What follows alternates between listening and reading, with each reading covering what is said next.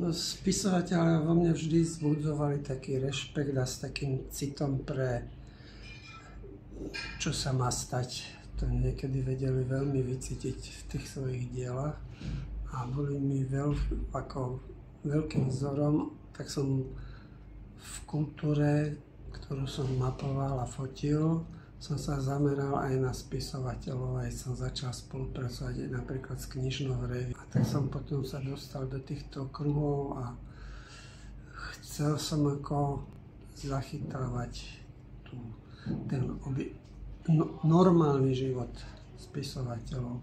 A toto mapovanie kultúry a spisovateľskej obce a spisovateľov som fakticky robil od tých 68 rokov, jak som začal fotiť. Výstava Slovenská literatúra objektívom Petra Procházku vznikla v spolupráci so súťažou Anasob Litera, ktorá tento rok oslavuje jubilejný 20. ročník a práve Máriou Heitmankovou a Stanou Fochlerovou som bola oslovená, aby som pripravila výstavu Petra Procházku, keďže je to autor, ktorý už od 68.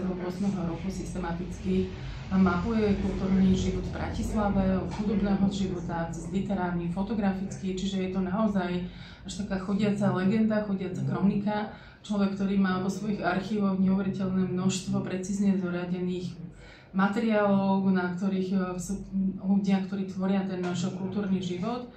A práve bolo veľmi zaujímavou skúsenosťou pre mňa pripraviť výber z toho literárneho života, kedy som si uvedomila, že literatúra nie je iba o tom, že si prídem do obchodu, kúpiť knižku a odnesiem si ju domov, ale že literatúra je aj o stretávaní, o vzájomnej konfrontácii, že pán Procházka je vlastne taký pripôrodný fotograf, ktorý je pri tých momentoch, kedy tá kniha vchádza do života pri krste, že je aj pri ich také ako pomyselnej dospelosti, kedy tie knižky dostávajú ocenenie a vstupujú do života s nejakým takým ako s nejakým spoločenským puncom.